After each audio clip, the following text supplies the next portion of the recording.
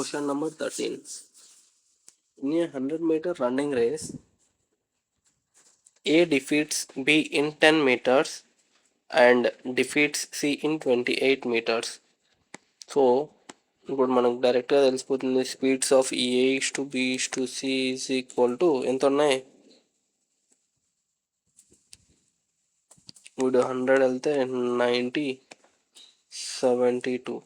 So B 100 వెళ్తే వీడు 80 metres వెళ్తాడు. సో ఆన్సర్ ఎంత? B defeats C by 20 metres. ఓకేనా? సో దీన్ని ఎక్స్ప్లెనేషన్ ఎలా?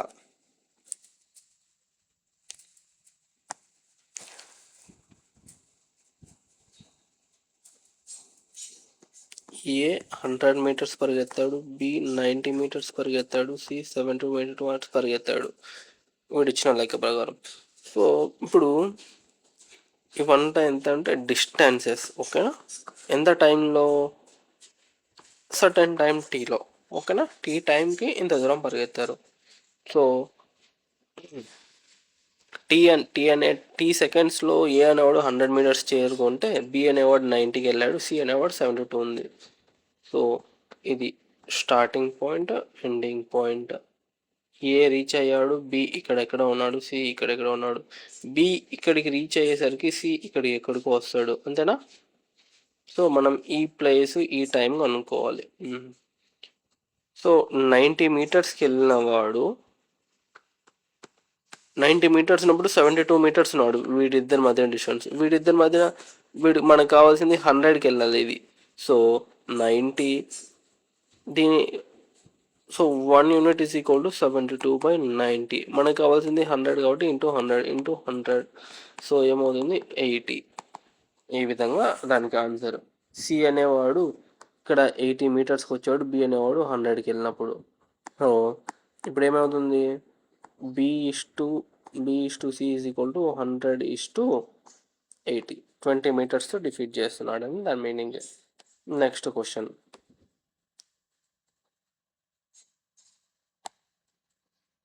Certain number of men will complete the work in 60 days.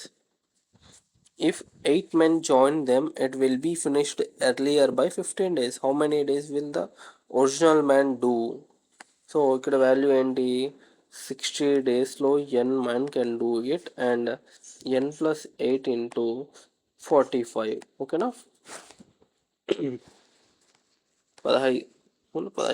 4n is equal to 3n plus 24n is equal to 24. So ఇక్కడ ఎంతమంది ఉన్నారు? Total member 24. ఇది general method. So ఇదే క్వశ్చన్ని మనము ఇంకొక విధంగా ఫ్రేమ్ చేద్దాం. ఆన్సర్ చేద్దాం. సో దీంట్లో కాన్సెప్ట్ ఏంటి అంటే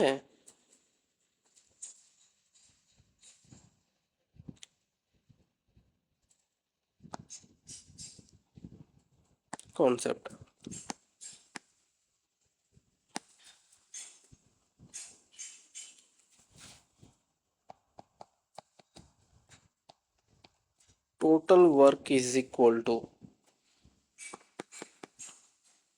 time into efficiency. ఓకేనా? ఎఫిషియన్సీ అంటే ఏంటి అంటే total number of men or women, ఓకేనా, చిల్డ్రన్ ఎవరైతే ఉంటే వాళ్ళందరికీ కూడా వాళ్ళ ఎఫిషియన్సీ టోటల్ కలిపితే ఎఫిషియన్సీ. సో ఈ క్వశ్చన్స్లో మనకి ఏం అడిగాడు ఇక్కడ చూడండి. Certain number of men will complete a work. We don't know ఎంతమంది ఉన్నారో మనకు తెలియదు అక్కడ. So total number of men is equal to n అనుకుంటున్నాను నేను. ఓకేనా? సో వర్క్ టైం ఎంత ఇచ్చాడు? 60 డేస్లో కంప్లీట్ చేస్తున్నారు. So total work is equal to time into efficiency. So efficiency is equal to n అయిపోయింది, టైమ్ ఈజ్ ఈక్వల్ టు 60. ఓకేనా? This is equal to work. ఇది ఈక్వేషన్ 1 అనుకుంటే.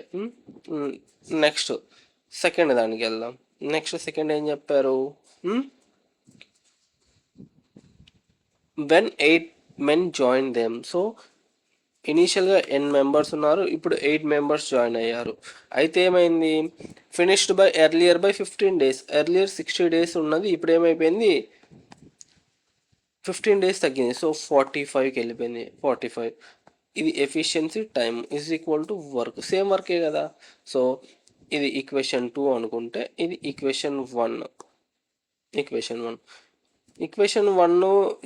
1 అయినా 1 2లో అయినా వర్క్ ఈక్వల్గా ఉంది కాబట్టి n into 60 is equal to n plus 8 into 15. అంతేనా, రెండు ఈక్వల్ కాబట్టి వర్క్ ఎక్కడైనా work is equal to work. So ఈక్వేషన్ని సాల్వ్ చేస్తే n వాల్యూ మనకు 24 అని వస్తుంది. ఓకేనా. ఇదే క్వశ్చన్ని మనము డిఫరెంట్గా ఫ్రేమ్ చేద్దాం.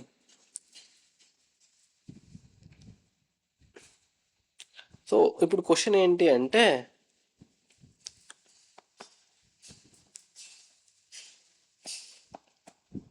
To complete the work in 10 days, how many men are required? ఓకేనా, how many men are required.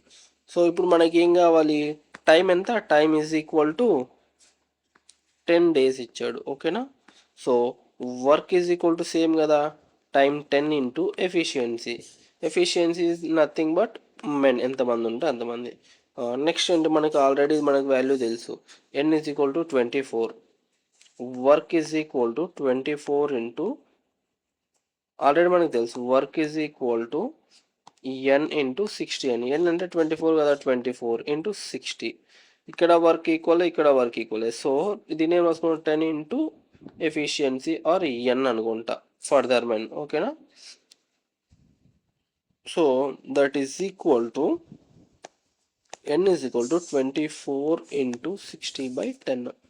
That is equal to 24 into 60. And the n is equal to 144.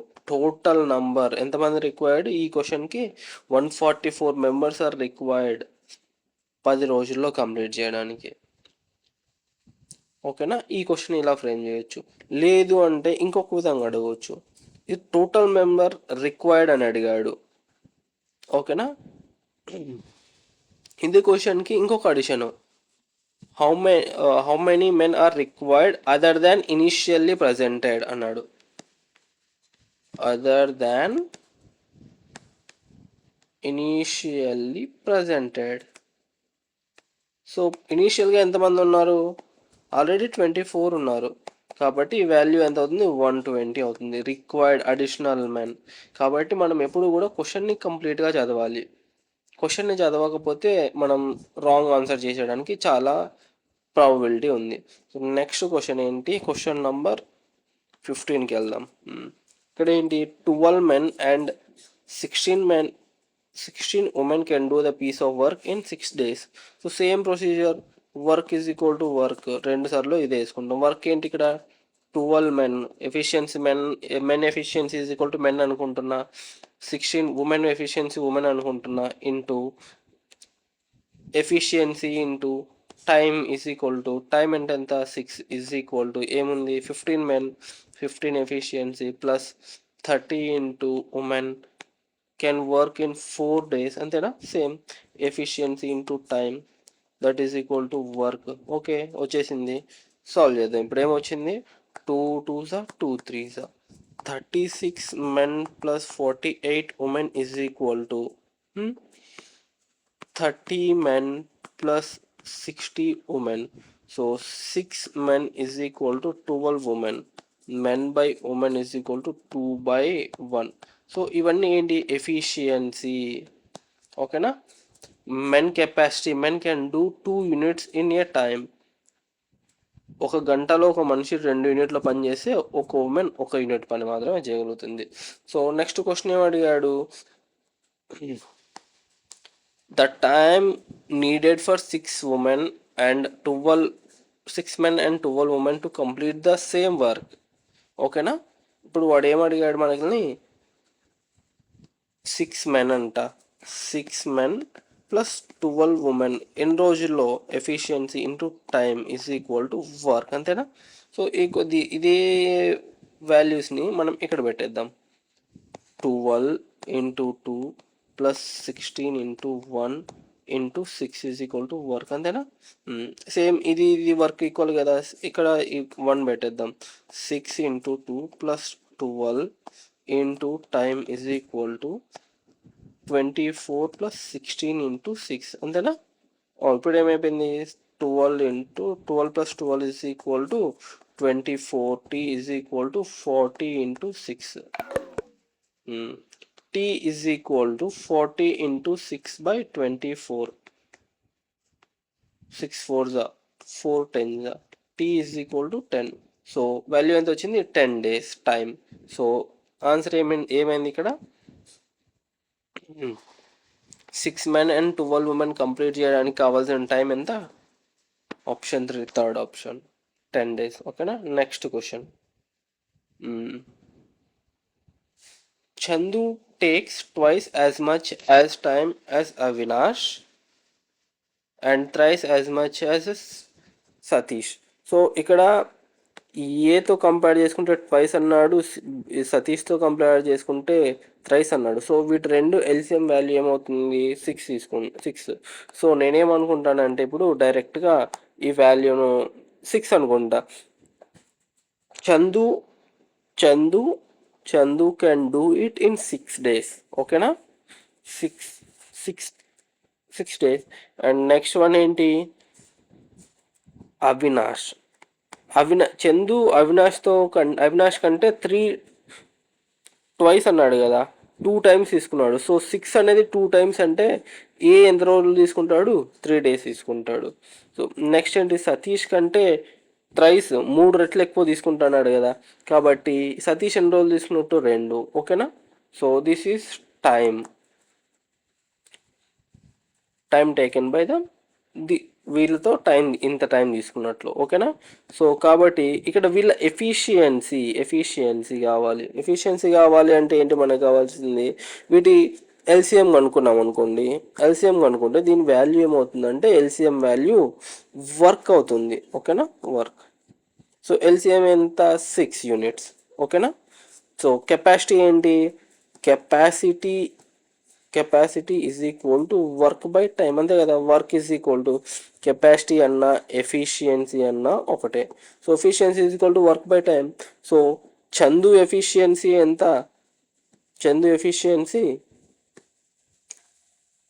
Work ఎంత, 6/1, that is equal to 1 unit per day. Avinash యొక్క capacity ఎంత, 6/3, that is equal to 2. Next Satish యొక్క capacity ఎంత, 6/2, that is equal to 3 units per day. ఓకేనా? Per day. ఇప్పుడు solve చేద్దాం. Next ఏమడిగాడు, Chandu started the work and after 2 days he left it. So Chandu capacity ఎంత, 1 into time 2 days, కాబట్టి ఎంత, 2 units cover అయిపోయింది. ఇంకా రిమైనింగ్ వర్క్ ఎంత ఉంది, రిమైనింగ్ వర్క్ 4 units ఉంది. సో రిమైనింగ్ 4 units ఎన్ని రోజుల్లో కంప్లీట్ అవుతుంది, the time in hours needed for the Avinash and Satish to finish the remaining work together.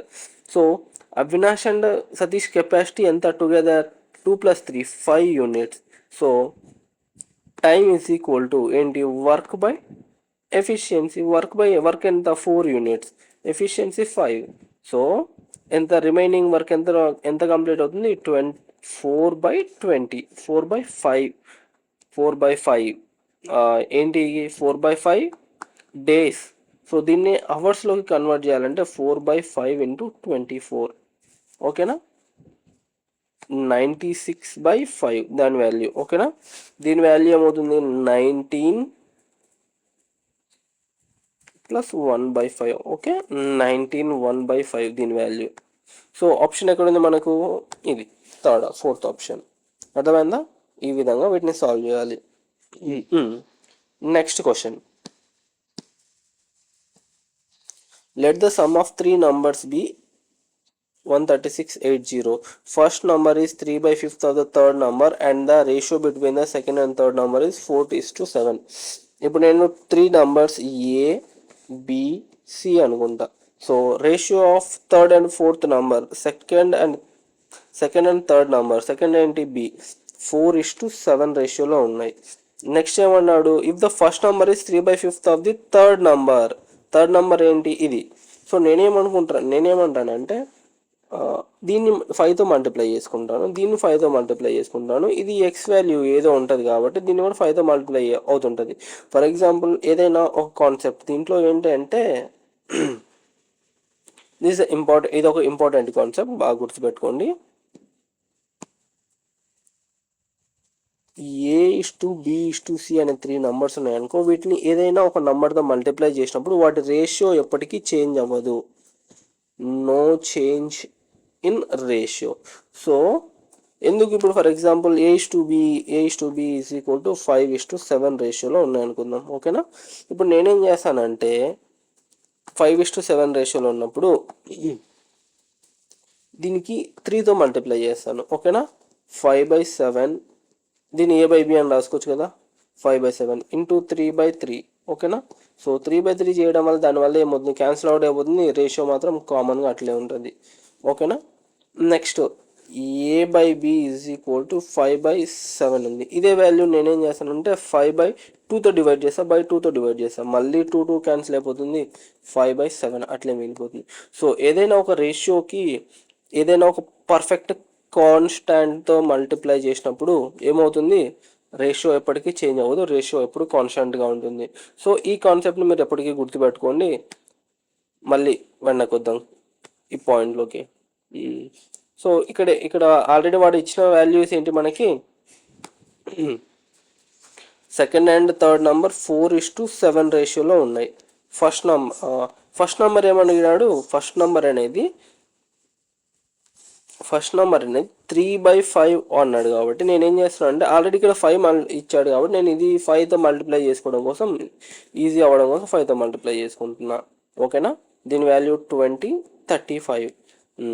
3/5 అంటే వాల్యూ ఎంత, ఇంటూ 3/5 వాల్యూ ఎంత, 21. ఇది ఓకేనా, ఈ విధంగా వస్తుంది.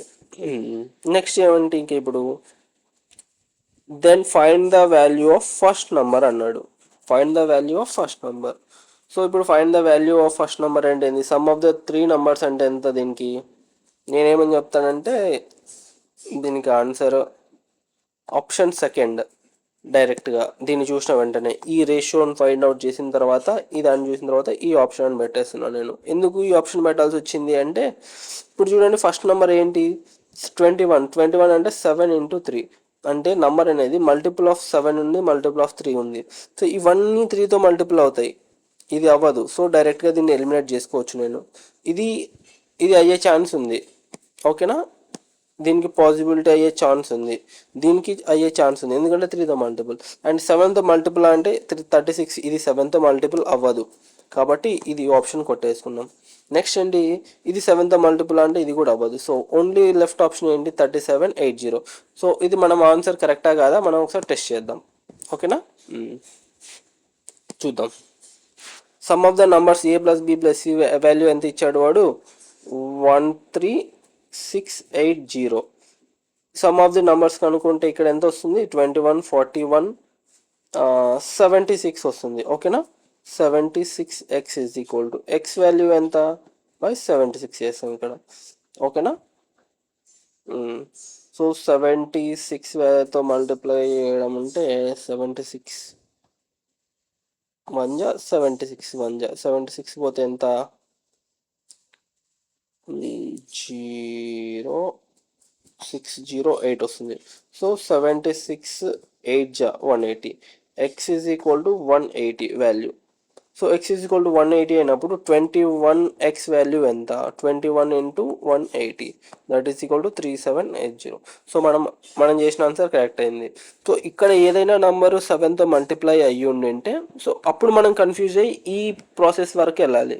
సో ఇక్కడ ఆల్రెడీ 7తో మల్టిపుల్ లేదు కాబట్టి ఆన్సర్ డైరెక్ట్గా ఇది మనకు వచ్చేసింది. ఓకేనా. Next this are very important. ఇందాక చెప్పిన కాన్సెప్ట్ ఇక్కడ కూడా యూజ్ అవుతుంది చూడండి.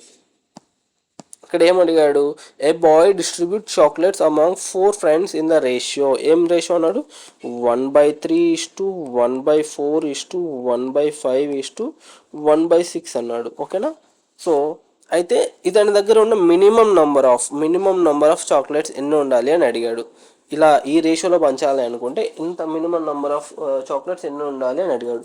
సో దానికోసం మనం ఏం చేద్దామంటే, ఇప్పుడు చూడండి, వీటి ఎల్సిఎం కనుక్కుంటే మనం ఇందాక చెప్పుకున్నాం కదా, ఏదైనా ఒక నంబర్ని ఈ నంబర్ రేషియోను ఒక నెంబర్తో పర్ఫెక్ట్ కాన్స్టాంట్తో మల్టిప్లై చేసినప్పుడు వాటి రేషియో చేంజ్ అవ్వదు అని. సో సేమ్ కాన్సెప్ట్, వీటి ఎల్సిఎం కనుక్కొని అదే నెంబర్తో మల్టిప్లై చేస్తే ఇదంతా కాన్స్టాంట్ ఇంటీజర్స్ వాల్యూ వస్తాయి. లేకపోతే మనకి ఫ్రాక్షన్స్లోనే ఉంటుంది, మనకు అంత ఈజీ అవ్వదు కనుక్కోవడం. కాబట్టి మనం ఏం చేద్దామండి, ఇప్పుడు వీటి ఎల్సిఎం కనుక్కుందాం. ఎల్సిఎం ఎంత, 3, 4, 5, 6. ఎల్సిఎం ఎంత వచ్చింటుంది ఇక్కడ, 60. ఓకేనా, 60. సో ప్రతిదాన్ని నేను 60తో మల్టిప్లై చేశాను. 60/3:60/4:60/5:60/6. ఓకేనా. ఇప్పుడు చూడండి వాల్యూ ఏమవుతుంది, 20. 20:15. 15:12. 12:6. 10. సో టోటల్ సమ్ ఎంత వచ్చింది ఇక్కడ, 20, 15, 35, 37, 20, 15, 35, 47, 57. Total is equal to 57. So minimum required numbers ఎన్ని ఉండాలి, మినిమం రిక్వైర్డ్ చాక్లెట్స్ ఎన్ని ఉండాలి అతని దగ్గర, 57 ఉంటేనే ఈ రేషియోలో డివైడ్ చేయగలుగుతాడు, లేకపోతే అవ్వదు. ఓకేనా. ఈ ప్రాబ్లమ్ని ఇలా సాల్వ్ చేయాలి. ఈ కాన్సెప్ట్ మనకి యూజ్ అవుతుంది కదా, ఏదైనా ఒక ఫ్రాక్షన్ని ఏదైనా ఒక రేషియోని మల్టిప్లై చేసినప్పుడు కాన్స్టాంట్తో వాటి రేషియో ఎప్పటికీ చేంజ్ అవ్వదు. సో ఈ కాన్సెప్ట్ ఎప్పటికీ మనకి యూజ్ అవుతూనే ఉంటుంది, వేరే వేరే క్లాసుల్లో వేరే వేరే క్వశ్చన్స్ని సాల్వ్ చేయడంలో కూడా యూజ్ అవుతుంది. Next question, a person gave 2/5 of his property to his elder son. నేనేమనుకుంటా అంటే పర్సన్ యొక్క అసెట్స్ టోటల్ ఆస్తి ఎంత ఉంది అనుకుంటున్నాను అంటే నేను 100x అనుకుంటా. ఓకేనా. అతనికి ఎంతమంది సన్స్ ఉన్నారు, give 2/5 of property to his elder son. 2/5 అంటే ఏంటి, 40% అని. 40% అంటే ఎలా 40% అవుతుంది చూడండి, 2/5 అంటే 2/5 into 100 is equal to 20, that is equal to 40%. 1/5 అంటే ఏంటి, 1/5 into 100 that is equal to 20%. ఓకేనా. ఈ విధంగా మనం పర్సంటేజ్ని క్యాలిక్యులేట్ చేయాలి. ఇప్పుడు చూడండి 2/5 అంటే ఏంటి, 40%. ఆల్రెడీ 40% అయిపోయింది ఎవరికి, ఎల్డర్ సన్కి. ఓకేనా. ఇప్పుడు నెక్స్ట్ యంగర్ సన్కి ఎంత ఇచ్చాడు, his elder son, and 30% of his property to the younger sun. ఓకేనా. యంగర్ సన్కి ఎంత ఇచ్చాడు, 30%. అండ్ రిమైనింగ్ డాటర్స్కి ఎలా షేర్ చేస్తాడు, and share the rest of property among 3 daughters in the ratio 3:5 ratio. ఎంత, 4 + 30 70 అయిపోయింది. రిమైనింగ్ ఎంత ఉంది, 30% ఉంది. 30% ఏ రేషియోలో షేర్ చేస్తాడు, 3:5:2 రేషియోలో చేశాడు. అండ్ నెక్స్ట్ ఏమడిగాడు, if one of his son got 20,000 more than the other. అంటే ఏమన్నాడు, వాళ్ళు ఇద్దరు అన్నదమ్ముల మధ్య, యంగర్ సన్ ఎల్డర్ సన్ మధ్యలో ఉన్న డిఫరెన్స్ 20,000 అన్నాడు. So 40% minus 30% is equal to 10%. 10% ఎంత అన్నాడు ఇక్కడ, 20,000 అన్నాడు. ఓకేనా. అయితే then the largest share among the daughters, largest share ఎంత అన్నాడు. సో ఇప్పుడు 10% ఈజ్ ఈక్వల్ టు 20 అన్నాడు. సో ఇది ఇప్పుడు చూడండి, 3 + 10 పార్ట్స్ ఈజ్ ఈక్వల్ టు 30% అయింది. ఓకేనా. సో 3 పార్ట్స్ ఎంత అవుతుంది, ఈమెకు 9%, అంతేనా. 1 పార్ట్ ఈజ్ ఈక్వల్ టు 3%. ఓకేనా. 3 parts is equal to 9%. 5 3s are 15%. 5 parts. 2 parts is equal to 6%. ఓకేనా. సో టోటల్ జరిపోయింది కదా ఇప్పుడు వాల్యూ. మనకి ఇంకేం కావాలి, లార్జెస్ట్ పార్ట్ ఎంత, 15%. ఓకేనా, 15% కావాలి. 10% ఈజ్ ఈక్వల్ టు 20,000 అయినప్పుడు 15% ఎంత అవుతుంది, సో ఎంత అవుతుంది, 30,000 అవుతుంది. ఆన్సర్ ఎంత, ఆప్షన్ 4. ఓకేనా. Okay, next question. Ratio of present prices of two bicycles is 2:3. So నేనేమనుకుంటా అంటే present cycle A and cycle B, ఒక సైకిల్ వాల్యూ 20 అనుకుంటా, ఇంకొక సైకిల్ వాల్యూ 30 అనుకుందాం. ఓకేనా? When the price of the first is increased by 15%. So 15% increase అయింది. Increase in 15%. ఎంత 15% increase అవుతే ఎంత? 20లో 15% అంటే 3. సో దీనికి యాడ్ చేసుకుంటే ఏమవుతుంది? 23% అవుతుంది.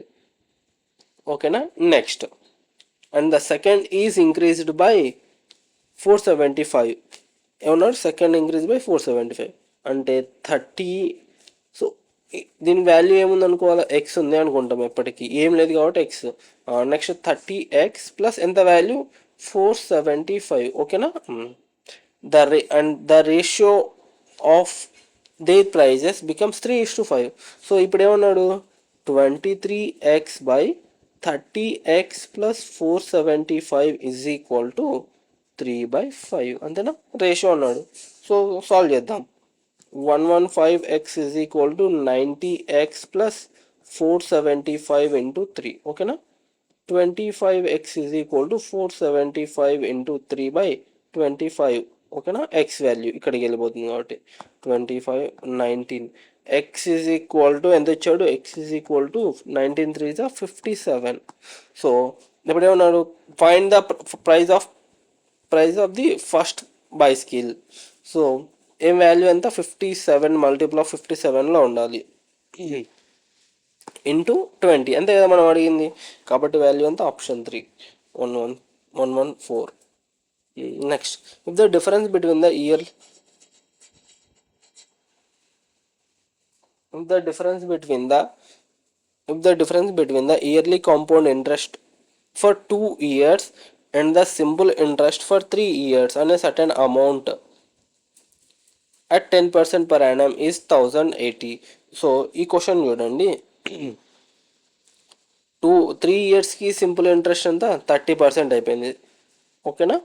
సింపుల్. అండ్ 2 ఇయర్స్కి కాంపౌండ్ ఇంట్రెస్ట్కి ఎంత అయిపోతుంది? కాంపౌండ్ ఇంట్రెస్ట్ 21% అవుతుంది అట్ 10% పర్ యానం కాబట్టి. సో 9% ఈజ్ ఈక్వల్ టు ఎంత? 1080. సో మనకేమన్నా then the what is the amount? 100% is equal to ఏమవుతుంది? 12,000 ఉందా? Answer option 4.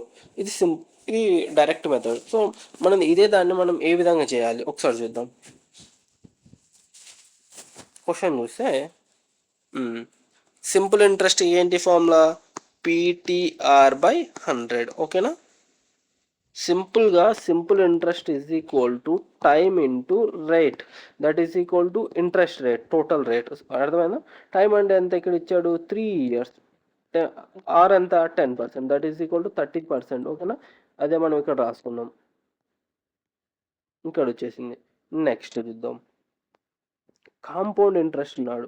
కాంపౌండ్ ఇంట్రెస్ట్కి ఫార్ములా ఏంటి? P into 1+R/100 whole to the power of n minus p. Compound ఇంట్రెస్ట్కి formula. ఈ formula రాసుకొని మనం చేస్తే చాలా టైం అయిపోతుంది మనకి. సరే ఓకే.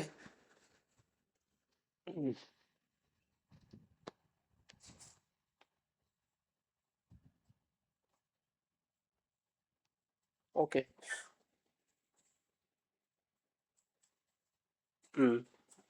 సో ఇక్కడ కాంపౌండ్ ఇంట్రెస్ట్కి ఈ ఫార్ములా వచ్చేసి మనం సింపుల్గా దీన్ని ఎలా చేసుకోవాలంటే compound interest is equal to first year second year.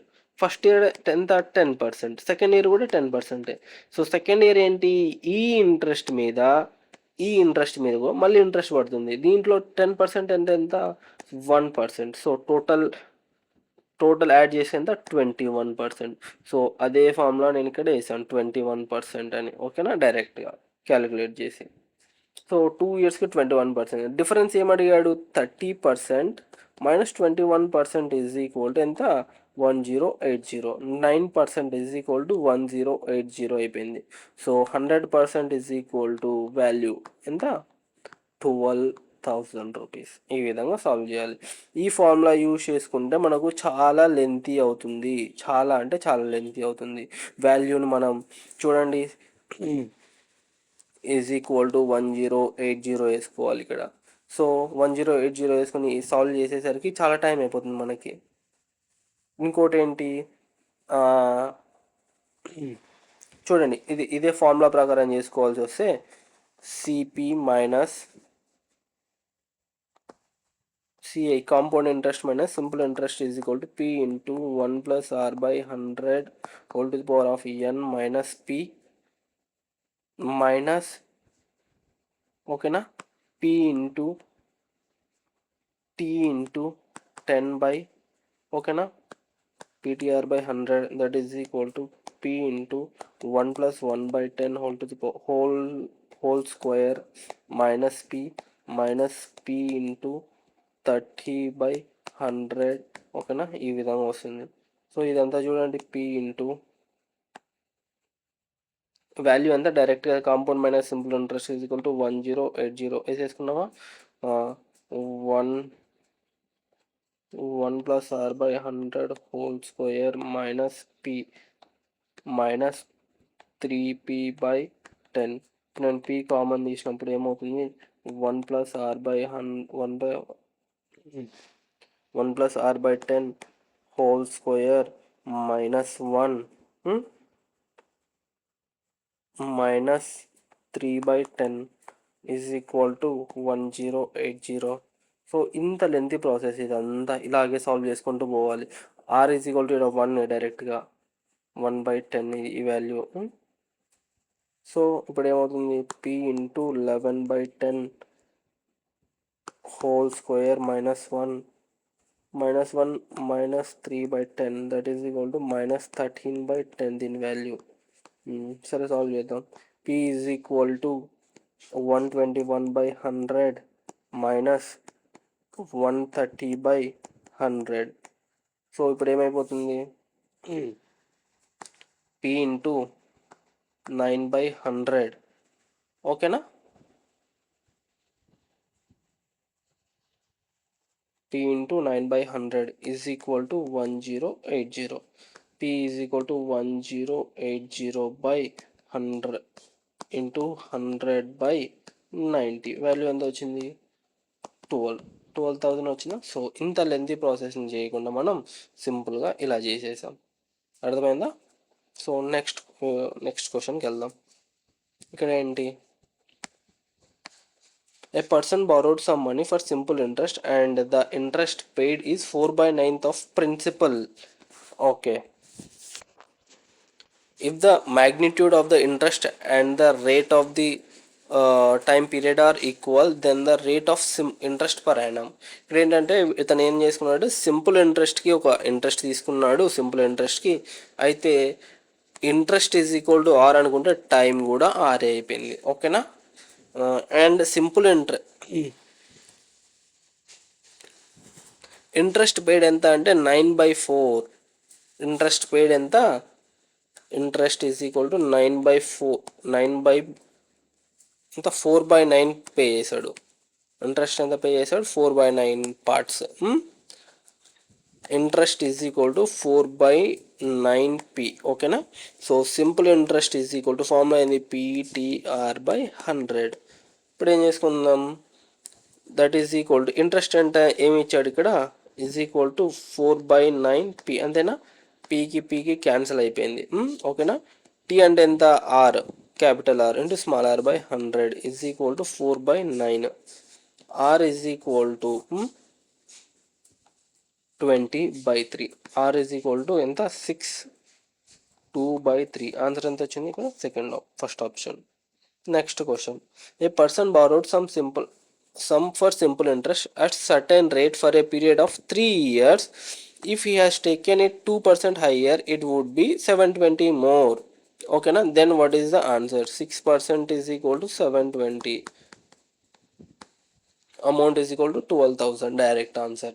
దీనికి డైరెక్ట్ ఆన్సర్ ఏం చేశాను చూడండి. ఇప్పుడు చూడండి, సింపుల్ ఇంట్రెస్ట్ ఎంత, 3 ఇయర్స్కి తీసుకున్నాడు. 3 ఇయర్స్ ఎంత రేటు, 6%, ఓకేనా. 6%. టైం తెలుసు, ఆర్ తెలుసు, P is equal to P అనుకుందాం, ఓకేనా. దీని ఎక్స్ప్లెనేషన్ ఇది, ఓకేనా. సో ఇతను ఏం చేశాడు మళ్ళీ, so simple interest is equal to P into 3 into R by 100. ఓకేనా. నెక్స్ట్ ఇది simple interest equation. Simple interest second part ఏం చెప్తున్నాడు, +2% హయ్యర్ తీసుకున్నాడు అనుకుందాం సేమ్ టైం. అంటే P into T into 3 into R +2 అంతేనా, 2% బై 100 అంతేనా. So SI1 minus SI2 is equal to ఎంత, 720 అన్నాడు. ఇప్పుడు చూద్దాం, 3PR by 3P into R by 100 minus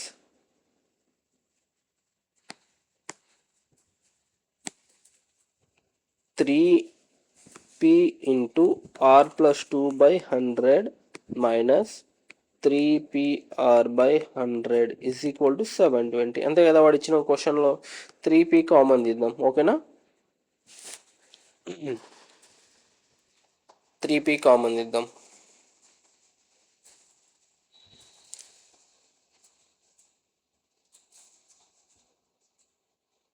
okay, R+2 by 100 minus R by 100 is equal to 720. ఓకేనా. ఇప్పుడు చూడండి, ఆర్ క్యాన్సిల్ అయిపోతుంది. 3P by 100 into 2 is equal to 720. ఓకేనా. P is equal to 720 into 100 by 3 into is equal to 6. 6 6 P is equal to 12,000 వచ్చిందా answer. ఇది general method. మనం చూసాం కదా డైరెక్ట్ మెథడ్ ఏంటి. ఇప్పుడు చూడండి, డైరెక్ట్ మెథడ్ ఏంటి అంటే చూడండి, ఇక్కడ 3 ఇయర్స్లో 3R% అయింది. ఓకేనా, ఇంట్రెస్ట్ విత్ ఆర్ ఇంట్రెస్ట్ రేట్తో అనుకుంటే. ఇప్పుడు ఏమైంది, 2% ఎక్కువైంది, R+2 సేమ్ ఇయర్స్.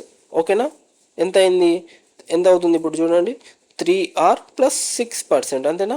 ఈ రెండు మైనస్ చేసుకున్నప్పుడు ఎంత మిగిలింది, 6% మిగిలింది. 6% అంటే ఎంత ఇచ్చాడు, 720 ఇచ్చాడు వాల్యూ. సో 6% 720 అయితే 100% ఎంత అవుతుంది, 12,000 అవుతుంది. Simple direct method. ఇదంతా లెంతీ ప్రాసెస్. ఇది కాన్సెప్చువల్, ఇది డైరెక్ట్. ఇది ప్రాక్టీస్ చేసిన తర్వాత మీకు ఇది ఈజీగా అర్థమవుతుంది ఈ విధంగా చేయాలి అని చెప్పి. Next question, Sunil borrowed 25,000 from a money lender at 20% compound interest per annum. At the end of each year, he paid 5,000. The amount still owes to lend after the paying 3 such instalments. అంటే ఏంటి, 3 సంవత్సరాల తర్వాత కూడా వాడు ఇంకెంత pay చేయాలి. ప్రతి month EMI, ప్రతి ఈ సంవత్సరం 5,000 కడుతున్నాడు. అయితే ఇంకా నెక్స్ట్ ఇయర్కి ఎంత కట్టాల్సి ఉంటుంది, 3 ఇయర్స్ తర్వాత అలా కట్టిన తర్వాత. సో ఇప్పుడు చూడండి, 20% పర్ యానం అన్నాడు ఇక్కడ క్వశ్చన్. 20% పర్ యానం రేట్, ప్రిన్సిపల్ ఎంత, 25,000. సో ఇయర్లీ 20% యాడ్ చేసుకుంటూ 20% అయితే ఎంత అవుతుంది, 25,000 అవుతుంది. అతను పే చేస్తుంది 5,000. So he is paying only the interest మాత్రమే పే చేస్తున్నాడు. కాబట్టి ఇంట్రెస్ట్ పే చేసినప్పుడు ప్రిన్సిపల్ కంప్లీట్గా 25,000 అలాగే ఉంటుంది. అర్థమైందా.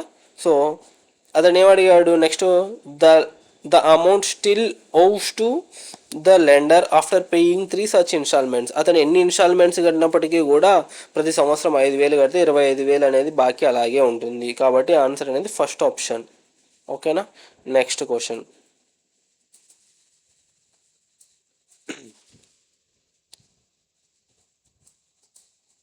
The number of times the number key button of a typewriter to be pressed in order to type the first 300 natural numbers. నేను maximum ఈ క్వశ్చన్స్ అన్నీ కూడా ఇంగ్లీష్లోనే చదివి ఇంగ్లీష్లోనే చెప్పడానికి కారణం ఏంటి అంటే, ఏదైనా డిస్క్రిపెన్సీ వచ్చినప్పుడు ఏదైనా ఒక క్వశ్చన్లో మ్యాక్సిమం ఏపీపీఎస్సీ అయినా ఏ కమిషన్ అయినా కూడా ఇంగ్లీష్లో ఇచ్చిన ఇంగ్లీష్లో వచ్చిన క్వశ్చన్ మాత్రమే మెయిన్గా కన్సిడర్ చేసుకుంటుంది. తెలుగులో ఉన్న వాటిని కన్సిడర్ చేసుకోదు. ఏదైనా తెలుగులో తప్పు ఉన్నప్పటికీ కూడా ఇంగ్లీష్లో ఉన్నదాన్నే కన్సిడర్ చేసుకుంటారు, ఇది కన్సిడర్ చేసుకోరు. సో మ్యాక్సిమం మీరు కూడా ఇంగ్లీష్లో ఉన్న వర్షన్ని చదివి అర్థం చేసుకోవడానికి ట్రై చేయండి. ఇంగ్లీష్లో అర్థం అవ్వకపోతే అప్పుడు మాత్రమే తెలుగులో ట్రై చేసి ఆ తర్వాత ఆన్సర్ చేయడానికి ట్రై చేయండి. సరే, మొదటి 300 సహజ సంఖ్యలను టైప్ చేయడానికి ఒక టైప్ రైటర్లోని సంఖ్య కీ బటన్లు నొక్కవలసిన పర్యాయముల సంఖ్య ఎంత? టైప్ రైటర్లో బటన్స్ ఉంటాయి. సో ఎన్నిసార్లు నొక్కాలి అని అడిగాడు. సో న్యాచురల్ నంబర్స్ అంటే ఏంటి? Natural numbers starts from one నుంచి స్టార్ట్ అవుతాయి. 1 2 3 4 and so on up to infinite. ఓకేనా? సో ఒక టైప్ రైటర్లో ఇలాంటి నంబర్స్ను అప్ టు ఎంతవరకు టైప్ చేస్తున్నారంటే 1 2 3 4 5 అండ్ సో ఆన్ 300 వరకు టైప్ చేస్తున్నారు. అయితే 300 వరకు టైప్ చేయడానికి ఎన్నిసార్లు బటన్స్ నొక్కాలి, కీస్ ఎన్నిసార్లు నొక్కాలి అని అడిగారు. సో ఇప్పుడు చూడండి, 1 నుంచి 9 వరకు ఎన్నిసార్లు నొక్కాలి? 9 టైమ్స్. ఓకేనా? సరే, తర్వాత నెక్స్ట్ 10 నుంచి 99 వరకు ఎన్నిసార్లు నొక్కాలి? 90 టైమ్స్. అంతేనా? 90 ఎన్ని బటన్లు నొక్కాలి? 2 యూనిట్లు ఉన్నాయి. ఇప్పుడు 10 ఉంది. 10 అంటే 1 0 నొక్కాలి, కాబట్టి 2 బటన్స్. 11 2 బటన్స్. 30 12 2 బటన్స్. ఇలా ప్రతిసారి 2 టైమ్స్ నొక్కాల్సి వస్తుంది బటన్స్ని. కాబట్టి ఎన్నిసార్లు ఉన్నాయి ఇక్కడ? 90. అంతే, అర్థమైందా? నెక్స్ట్ 100 నుంచి 300 వరకు ఎన్ని బటన్స్ ఉన్నాయి? 201 ఉన్నాయి. ఓకేనా? 201 ఇంటూ 2 ఎంత? 402 180 ప్లస్ 9 టోటల్ ఎంత? 19 591. అవునవును, ఇక్కడ 3 బటన్స్ ఉన్నాయి, 2 కాదు 3 బటన్స్. 100 నుంచి స్టార్ట్ అయ్యేది 3 ఉన్నాయి. సో ఇప్పుడు చూడండి, బై మిస్టేక్. ఓకే, 3603 189. సో ఎంత? 792. సో ఇక్కడ ఎలా దీని వాల్యూ ఎలా కన్ఫ్యూజ్ అవుతూ ఉంటాం. 100 నుంచి 300 వరకు మనం దీన్ని మైనస్ చేసినప్పుడు 200 వచ్చినాయి కదా, 201 ఎలా వేసుకున్నామని. సో ఫర్ ఎగ్జాంపుల్ తీసుకోండి, 9 - 1 = 8 ప్లస్ 1 చేసుకున్నాం, అందుకే 9 వచ్చాయి. లెక్క పెట్టుకోండి కావాలంటే. 1 నుంచి 9 వరకు 9 డిజిట్స్ ఉంటాయి. 9 టైమ్స్ ప్రెస్ చేయాలి. ఇప్పుడు చూడండి, 99 నుంచి 10 నుంచి 199 వరకు 99 - 10. ఓకేనా? 10 ఎంత? 89 plus 1 that is equal to 90. ఎందుకు అంటే ఒక నంబర్ ఇంక్లూడింగ్ 10 కూడా ఇంక్లూడ్ చేసుకుంటున్నాం. మీరు ఫర్ ఎగ్జాంపుల్ 2 - 1 అనుకో, 1 ఓన్లీ 1 ఉంది, కానీ మనం 1 కూడా ఇంక్లూడ్ చేసుకుంటున్నాం కాబట్టి 1 అనే 2 డిజిట్స్ ఉంటాయి. అర్థమైందా? ఆ విధంగా మనం దీన్ని సాల్వ్ చేయాలి. ఎంత వచ్చింది answer? 792. Option 1 is the correct answer. 20. A hollow cylinder with diameter 6 is partially filled with water. Okay, next cylinder తీసుకుందాం. ఓకే, సిలిండర్ డయామీటర్ ఎంత అన్నాడు? 6 అన్నాడు. సో రేడియస్ ఏమవుతుంది ఇక్కడ? టోటల్ డయామీటర్ అంటే ఇది. ఓకేనా? ఒక సర్కిల్లో సెంటర్ నుంచి పాస్ అయ్యి, ఇది సెంటర్ నుంచి పాస్ అయ్యి అతిపెద్ద లైన్ ఏమంటాం అంటే మనం డయామీటర్ అంటాం. ఓకేనా? దీన్ని కార్డ్ అంటాం. మధ్యలో ఏవైనా ఇది కార్డే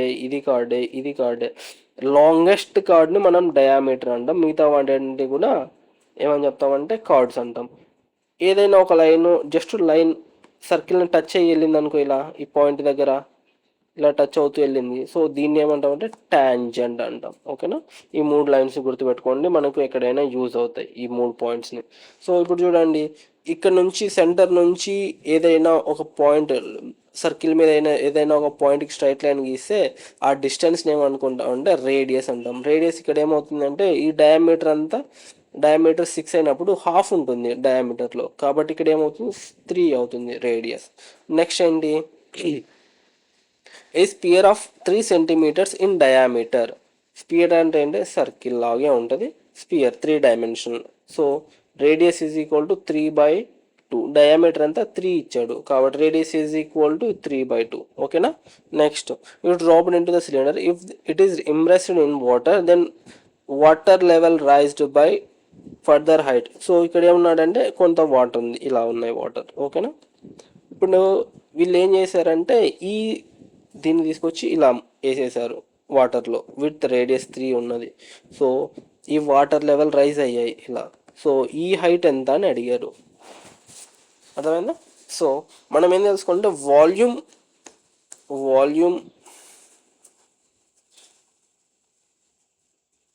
just a minute.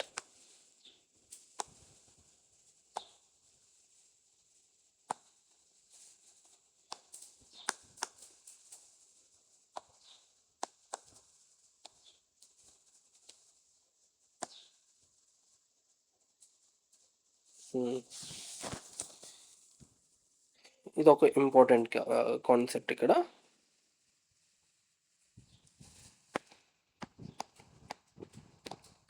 Volume of cylinder. ఓకేనా? వాల్యూమ్ ఆఫ్ సిలిండర్ ఏంటి అంటే ఇప్పుడు చూడండి ఎలా క్యాలిక్యులేట్ చేస్తాం. సిలిండర్ ఇలానే ఉంటుంది కదా, దిస్ ఈజ్ అ సిలిండర్. ఓకేనా? దీనికి రేడియస్ ఆర్. సో కింద ఎలా, ఇది ఫ్రంట్ వ్యూ అనమాట. ఒకవేళ టాప్ వ్యూ చూసుకుంటే సర్కిల్ లాగా ఉంటుంది. సో సర్కిల్ ఎంత, రేడియస్, అంతేనా? సో రేడియస్ కింద సర్కిల్, ఈ సర్కిల్ ఇది. ఓకేనా? ఈ సర్కిల్ ఇలా ఉంటుంది. సో వాల్యూమ్ ఏమవుతుంది ఇప్పుడు, వాల్యూమ్ ఈజ్ ఈక్వల్ టు ఈ సర్కిల్ నుంచి వాల్యూ కంప్లీట్గా ఇలా ఇంక్రీజ్ అవుతూనే ఉంటుంది, అంతేనా? సో ఈ area into height is equal to volume. ఓకేనా? Area of the circle into height, ఇది హైట్. ఓకేనా? ఇప్పుడు ఏమవుతుంది చూడండి, ఏరియా ఆఫ్ ద సర్కిల్ ఏమవుతుంది, పై ఆర్ స్క్వేర్, అంతేనా?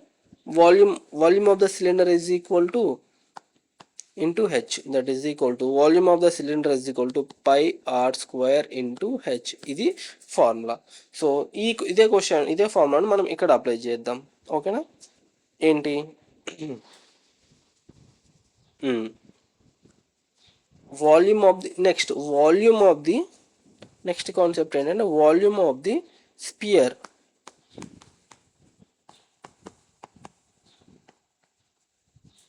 వాల్యూమ్ ఆఫ్ ది స్పియర్, ఈ రెండు ఫార్ములాస్ బాగా గుర్తుపెట్టుకోవాలి మనం ఎప్పుడైనా కానీ. ఓకేనా?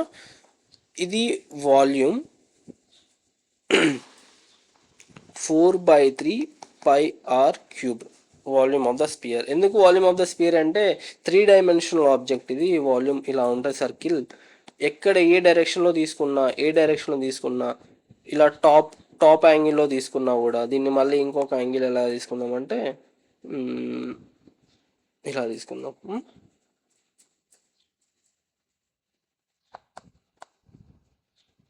సో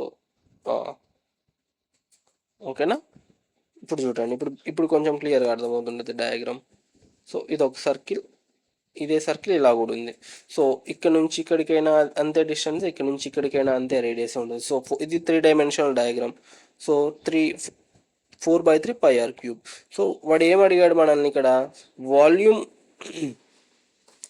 ఇక్కడ మనం ఇక్కడ డ్రాప్ చేసామనుకోండి అదే స్పియర్ని, ఏమవుతుందంటే ఈ వాటర్ లెవెల్స్ ఆల్రెడీ ఇక్కడ వాటర్ లెవెల్స్ ఉన్నాయి. సో ఈ వాటర్ లెవెల్స్ ఏమవుతాయంటే రైజ్ అవుతాయి. సో ఎంత రైజ్ అయ్యాయి అని కనుక్కోమన్నాడు. సో ఈ డిస్టెన్స్ కనుక్కోవాలి. సో ఇదంతా వాల్యూమ్ ఏంటి, వాల్యూమ్ ఎక్కడ ఇంక్రీజ్ అవుతుంది, సిలిండర్లో. సో కాబట్టి volume of the cylinder pi r square h increase అయినదే కదా, 4/3 పై ఆర్ క్యూబ్డ్, అంతే కదా వాల్యూ. సో ఇక్కడ వాల్యూ మనం దీంట్లో పెట్టేద్దాం. పై ఆర్ వాల్యూ ఎంత ఇక్కడ, దీని 3. ఓకేనా? Pi into 3 pi r square. H value ఎంతో తెలియదు మనకి, హెచ్ అలాగే పెట్టేసుకున్నాం. నెక్స్ట్ ఏంటి, 4/3 pi into r into 3/2 whole cube. ఎందుకంటే ఇక్కడ volume of the diameter of the sphere is equal to 3 ఇచ్చాడు. చూడండి ఇక్కడ diameter of the sphere is equal to 3. ఓకేనా? సో ఇక్కడ డయామీటర్ 3 అయితే ఇదంతా 3 అవుతుంది. ఆర్ వాల్యూ ఏమవుతుంది, 3/2. R is equal to diameter by 2. ఓకేనా? సగం కాబట్టి. చూడండి ఇది సేమ్ ఫార్ములా, పై క్యాన్సిల్ అయిపోతుంది. ఓకేనా? 3 cubed h is equal to 3 cubed by 2 cubed, అంతేనా? H is equal to 1/8. H is equal to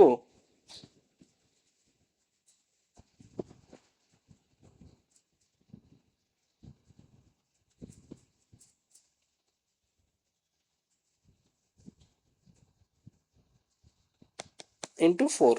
already ఇక్కడ 4 ఉంది కదా, h is equal to 1/2. Value ఎంత వచ్చింది? ఆన్సర్ 1/2. ఎంత ఉంది ఇక్కడ? Option 4 is the correct.